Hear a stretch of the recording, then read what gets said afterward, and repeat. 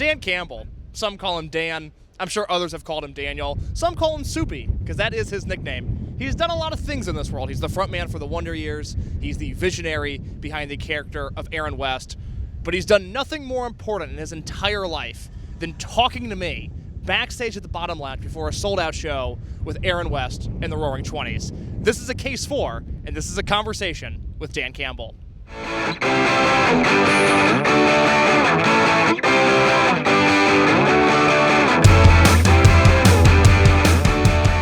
How are we doing, everybody? It is Case, the producer here from Q101. This is A Case For, a show in which I have coerced management into letting me talk to my favorite bands. You might have seen Jeff Rosenstock on this show. You might have seen Laura Jane Grace on this show.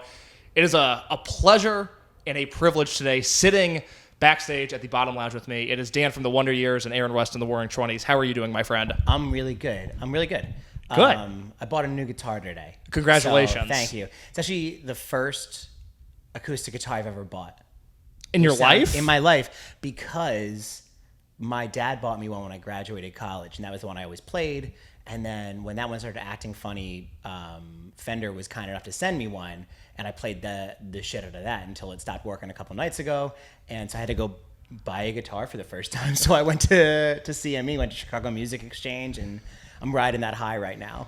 Good. Well, I wish you the best tonight. Do you get nervous playing a new guitar? Because it's not broken in yet. Okay. I don't know how that works. I'm not a musician by any means. That's a totally fair thing. Neither am I. Is the problem is that, like, I talk about this all the time, but like, I'm a songwriter, I'm a performer, I'm a storyteller, maybe I'm even a singer.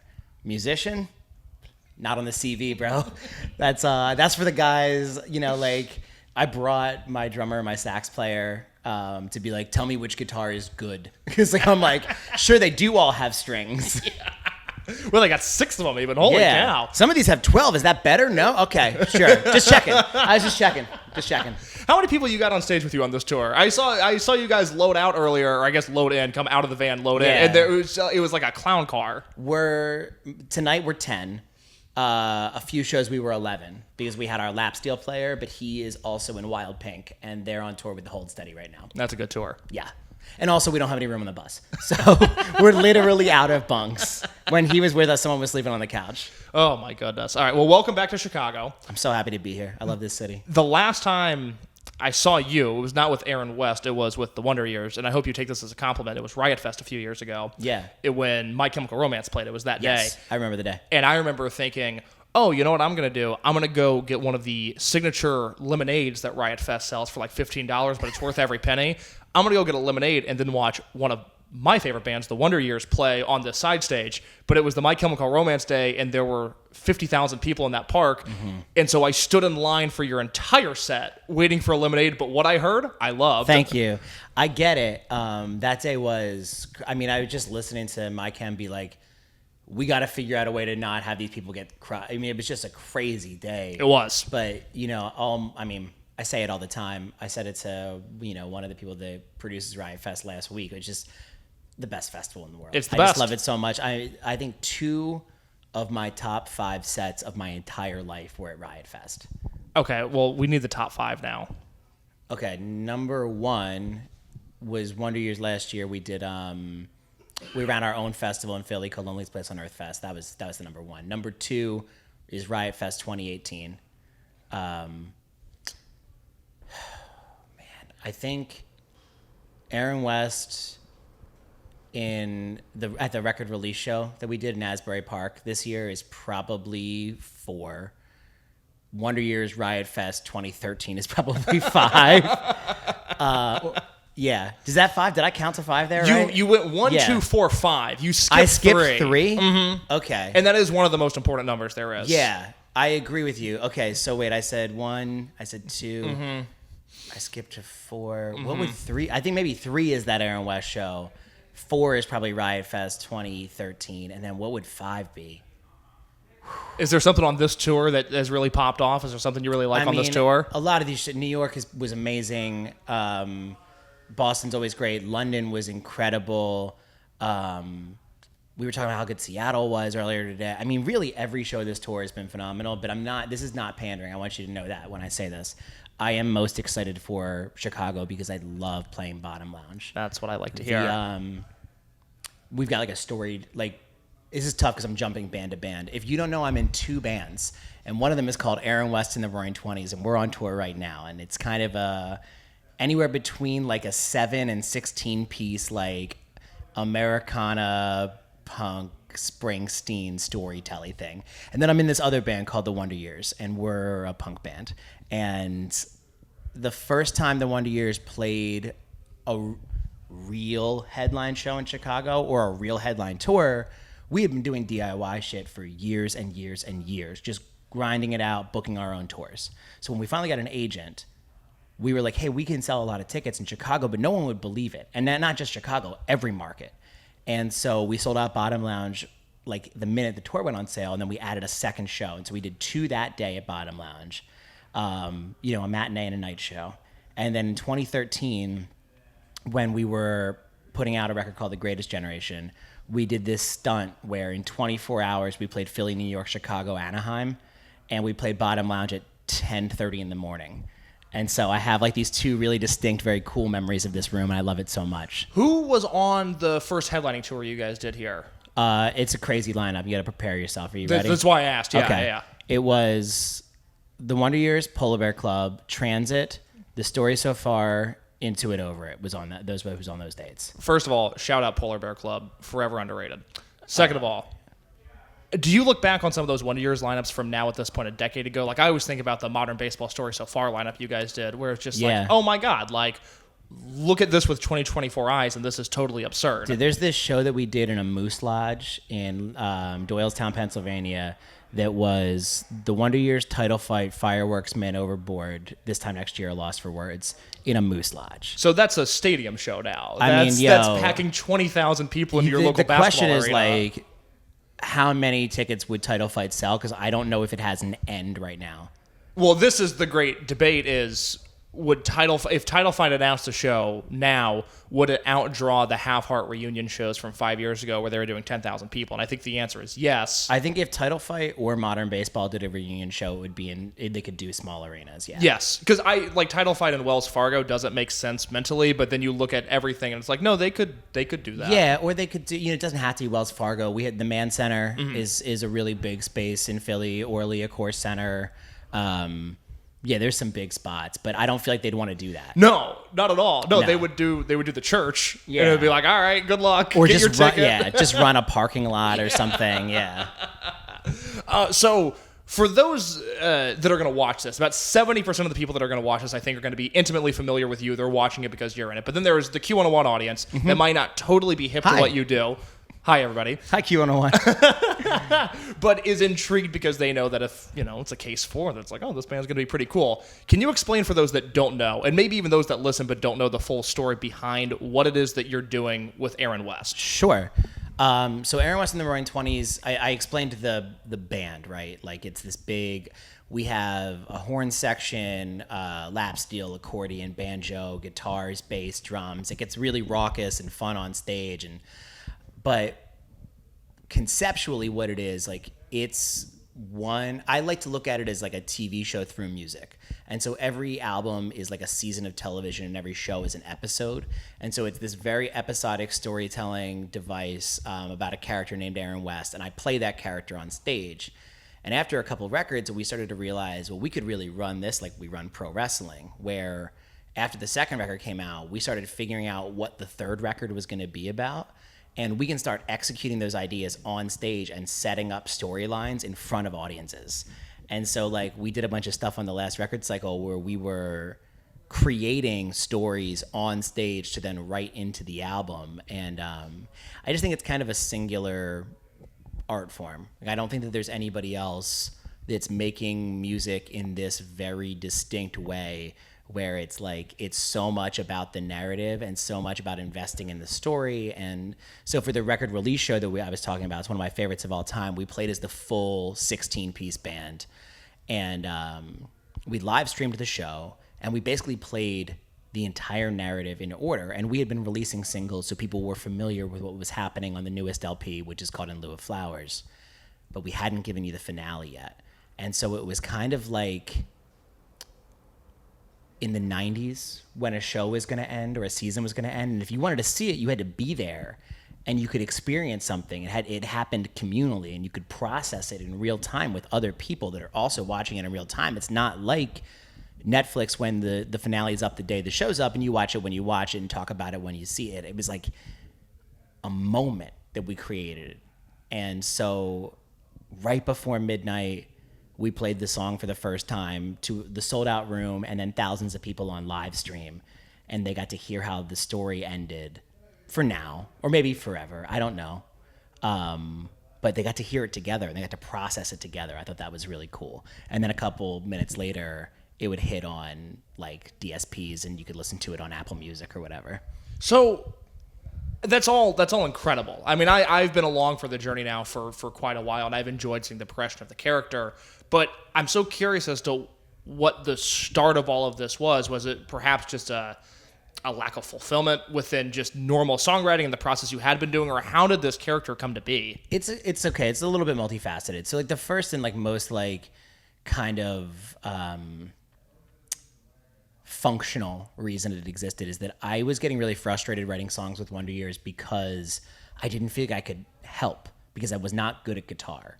And I was like, I don't really know how to tell you what I'm hearing in my brain right now because I don't know how to translate it to my hands and onto these strings. And so I'm not the kind of person that can learn by being told to do something. I like really don't like being told what to do. It's like a problem I have. And so I was like, the only way I'll learn is by writing songs on a guitar. And so I decided I'm going to write some songs.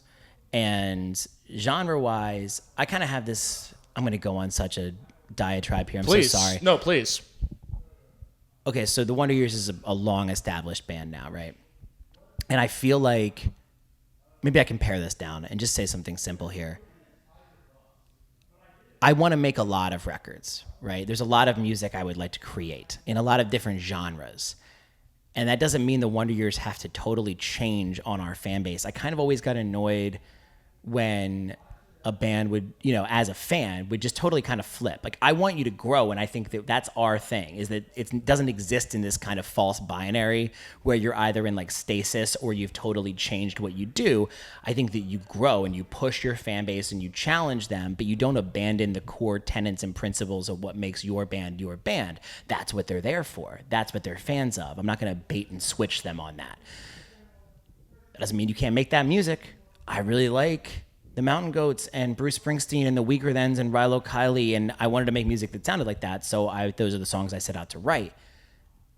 Conceptually and lyrically, though, I got worried that I would cannibalize my own ideas, that I would write these lyrics and then get to time to write a Wonder Years record and be like, well, I'm out of ideas. And so I decided I would just create a character, and I would write a story for them, and then I would write songs based around that story. And that way I can't take from it because Wonder Years songs are about me and these songs are about Aaron West. And that's kind of how it evolved. How is your emotional state when you're writing these Aaron West records? Because obviously you cover some really heavy stuff in this, you know, Divorce of the American South, very, very heavy song.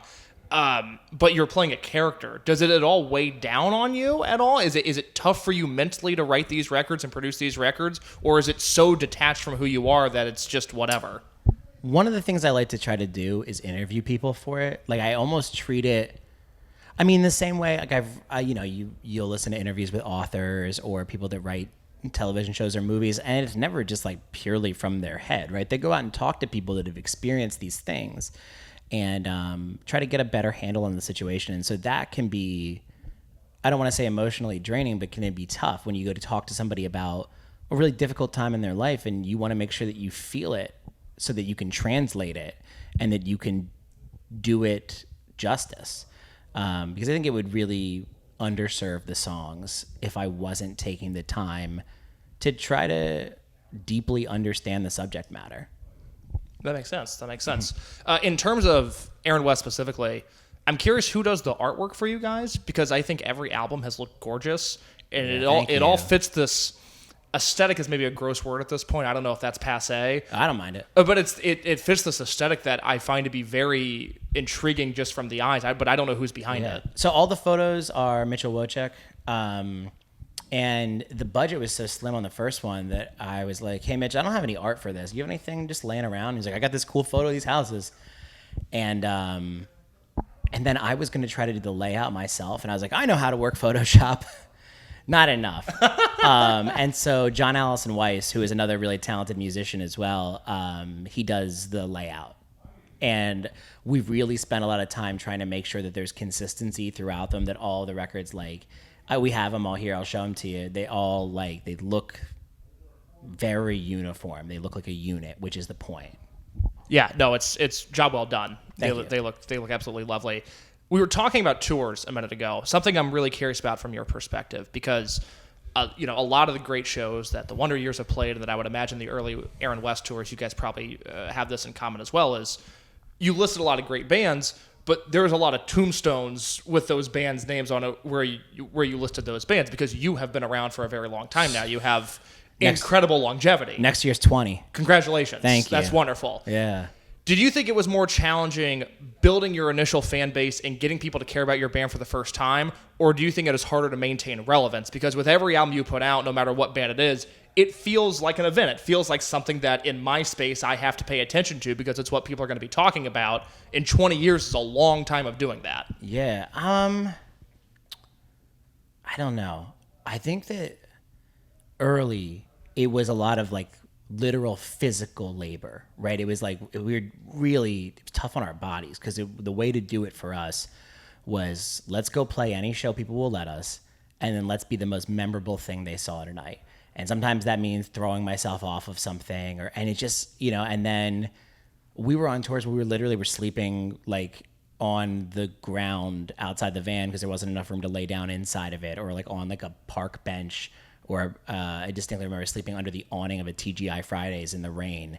We were really beating our bodies to hell. I got shingles at 21. Oh, no. You're not supposed to do that. No. Right? You're not supposed to get shingles ever, but not at 21. Yeah, like that's how bad we were beating ourselves up, and like the conditions we were in, like the guys we were getting like fleas and shit, and just like that was hard labor, right? Like actual like no sleep, beating our bodies up, just like a lot of actual blood. So that has to have been harder. Right now, it's just about the mental labor and the emotional labor of finding things that are still going to resonate, and then finding ways to communicate that to an audience that don't feel contrived or forced. I always say that like we only want to make records when we believe we have a good one inside of ourselves, right? Like, I'm never going to put out a Wonder Years record because it's time to put out a Wonder Years record. That's a disservice to the fan base that's been here for 20 years, right? They deserve a record that I believe is our best record. If I'm making a record and I think, it's good, it probably land middle of the pack, then it's not done yet, right? It's done when I feel like we made the best work of our career, that it could equal or surpass the previous album. And so it's a lot of work to make sure that you're doing that. And then it's a lot of work to communicate that to the fans and to show them how much you believe in it. If you could go back in time and tell Dan from 20 years ago about the successes that you've had, and success is the apt word because I think you guys have done remarkable for yourselves, what is the thing that you think would surprise Dan from 20 years ago the most? I don't know. I don't think I would tell him anything because I don't want to kill his work ethic. I don't want to kill his drive. I don't want him to live expecting it to happen because then it doesn't happen, right? Like, it only happens when you go bleed for it. For sure. Well, and I think you did that. Real quick, because I know we're taking a lot of your time, but I'm curious because I have a bit of a fascination with this topic, and I consider the Wonder Years to maybe be the last success story of this thing that I'm about to ask you about, but I don't even know if that's true. Can we talk about your time on Warped Tour for a second? Sure. Overall positive experience, negative experience? Do you feel like it helped grow your band? Because I look at you guys as maybe the last, like, oh yeah, they came out of Warped Tour better. Yeah, well, I mean, it definitely, it's reps, right? It's a lot of days. It's a legitimately grueling tour. It's very hot. It's all day. It's 8 hours to the next city. and you load in at 7 a.m, right? You're never not working on it. I guess when a band gets bigger and you kind of have, but the first year we did it, we didn't really have any crew. Just us. Just wake up at 7 a.m, go stand in a hot semi truck and unload gear. So it was like a challenge. I do think it grew the band. I can't say that it didn't. And I think it was good for us. I think we're a band that like primarily does our own headline tours because, like I said earlier, I really don't like being told what to do. I don't like being told what time to do this and what time to go do that. And that was always tough for me. On that and on really any tour, like I just don't like when someone says the rules are this. I'm like, no, those don't exist now. And in fact, now that you said that, I'm going to go out of my way to break them. It's just a problem I have. It's very difficult to manage. That would stress me out. Yeah, and so that's tough for me on any kind of tour that's not just us headlining and calling all the shots. But I think that, yeah, it grew our band, no question about it. Good. Well, I'm glad to hear that. In Lieu of Flowers is a phenomenal record. Thank you. I don't even know if I have any specific question other than we're closing in on, by the time some people see this, it'll be like 3 months after it's come out. How are you feeling 3 months later? Dude, I'm so happy with the response to it. I think that we see it, and you're coming to the show tonight? Yes. Yeah, so you'll see it. Like, it's an exciting, so one of yours turns 20. This band's 10 this year. Wow. Right? And we've not done a lot of touring because it has to come kind of second, you know, whether you think that's unfortunate or not, it's just the truth. I owe Wonder Years everything, and so it's going to come first. But it's cool to 10 years into a band have easily the biggest reaction be to a new song. I don't think that a lot of bands get that. And even for Wonder Years, when we do have like Low Tide's a top 3 song in the set. No question, right? Oldest Daughter is my favorite Wonder Years Oldest song. Daughter, yeah. It's, And my favorite Wonder Years belter. song is You're the Reason I Want the World to End, right? It's all, if you ask me my top 5 Wonder Years songs, they'd probably all be on Hum. 4 or 5 would be on Hum. Because like I said, that you got to believe that or don't make it. And I think our fans believe that too, but it's hard to beat nostalgia. And so like Came Out Swinging is always going to be Came Out Swinging. It just is. Yeah. Just is. And so it's cool that LP3, you know, there's no question. You'll see it tonight. In Lieu of Flowers, the song, that's the biggest reaction. It's not even close. And that's exciting. And rightfully so, because I felt like I got punched in the stomach the first time I heard that song. I love it, man. I'm so proud of it. And that's the only one on the record that has all 16 playing at the same time. You know, we had 16 people on that record, but like there are songs that are like, this is a string song, this is a horn song, this one has lap steel and accordion, this one does not. That one's got everybody. Wow. Well done. Congratulations to you. Thank you. On the new record, on 20 years of existing in this space. That is not an easy thing to do. No, still standing though. I think music is better off that you're here. I appreciate that. I'm That's very really glad, nice of you to say. I'm very glad to see that you're still kicking. Do we know, before I let you go, are you plotting out album 4 of Aaron West? Do we have any idea of directions things might go? Next for me is probably going to be Wonder Years. Okay. Again, right. There's a lot of things I want to work on. I have a list on my phone called Good Ideas. And like there's a lot of stuff I want to do. I want to write another Wonder Years record. I feel like I'm starting to get ready. I'm starting to feel that feeling where I feel like I got a good one in me. I'm working on a graphic novel idea. I'm working on a poetry book idea. My friend and I are actually going to pitch Aaron West's series. I don't know if it's going to get picked up, but we have some meetings to put that on TV. Like, it's just like, I'm like producing some stuff. I'm writing with some people. And so a new Aaron West record, not even on the horizon. You're doing all that and you're raising a family. How do you do that? A lot of stuff gets like pushed to like, I'll work on that next month. And then I'm like, oh my God, a year went by. But sometimes that's good, right? Like on the graphic novel idea, I've had that idea for almost 10 years now. But if I had made it 10 years ago, it wouldn't be as good. Like it's getting better, you know, the longer I can ruminate on it. Like I understand the third act more now. So good. All right. Well, thank you. Is there anything before we go? Anything you would like to plug? One of yours is playing Salt Shed. We're playing Salt Shed with Sad Summer. That's got to be in July. That is in July. It is July 20th. I can't keep track of everything anymore. I've been everywhere.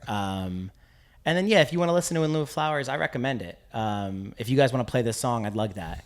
Is this a good opportunity to put you on the spot and ask you to play the song? I would love to make that happen. It's not my decision. Don't get mad at me if it doesn't happen. But if you don't think I'm walking into my boss's office on Monday morning and saying, play this song, you're mistaken. If you like Springsteen, does your station play that kind of stuff? No, we're a lot of new alt-rock. alt-rock. And then Nirvana, Pearl Jam.